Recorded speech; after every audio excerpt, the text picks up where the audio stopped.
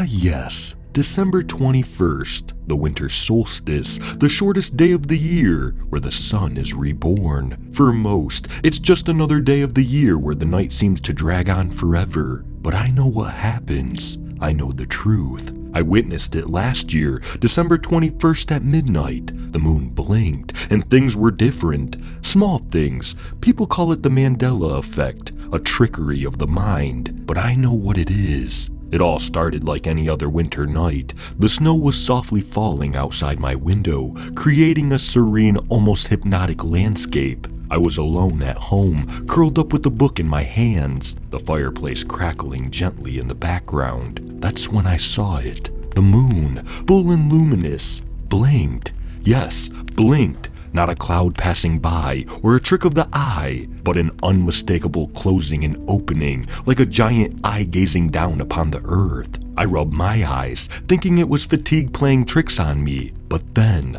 the clock struck midnight, and a strange, eerie feeling crept upon my spine. It was as if the air had thickened, and time itself was holding its breath. And then, with a nearly imperceptible lurch, everything shifted. The room looked the same, yet everything felt off. The book in my hands was no longer the one I had been reading, but an entirely different novel, one I had never seen before. The fire, which had been burning low, was now a roaring blaze. Even the snow outside seemed to fall differently, the flakes larger and more purposeful in their descent. I stepped outside, hoping to clear my head, but the world around me was unrecognizable. My familiar neighborhood had vanished, replaced by an alien landscape of twisted trees and dark, ominous skies. The moon, now a blood-red color, hung low and menacing in the sky. It was then that I noticed the silence. There was no sounds of cars, no distant hum of the city.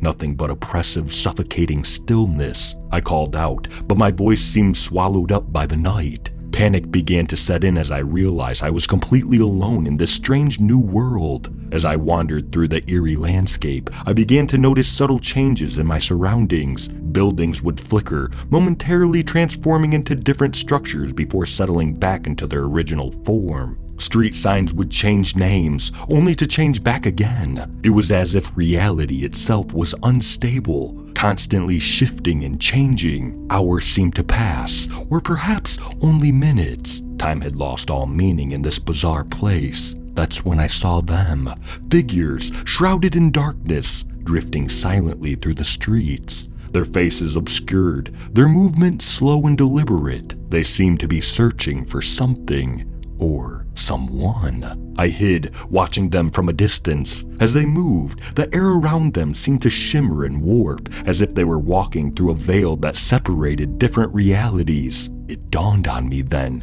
that these beings, whatever they were responsible for this twisted version of the world. I spent what felt like days avoiding them, hiding in the shadows, surviving in this twisted reality. The moon never left the sky, its red gaze constant and unblinking. Then, as sudden as it all began, everything snapped back to normal. I found myself back in my living room, the fire reduced to embers, the familiar book in my lap. The clock read just past midnight, December 22nd. The world outside as I remembered it, peaceful and undisturbed by the horrors of the other place. But I knew what I had experienced was real. The Mandela effect, they call it. Small changes in our reality that people brush off as misremembered details. But I know the truth. The winter solstice is more than just the shortest day of the year. It's a gateway, a moment when the veil between worlds thin, and for a brief time, anything is possible.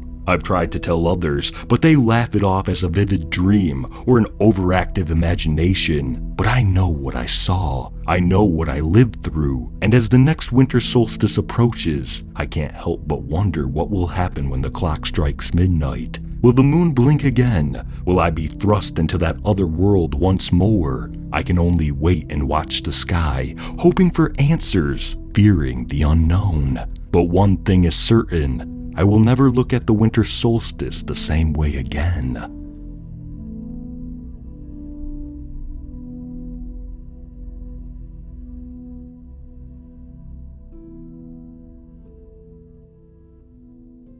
Thank you for listening to I Know What Happens on the Winter Solstice.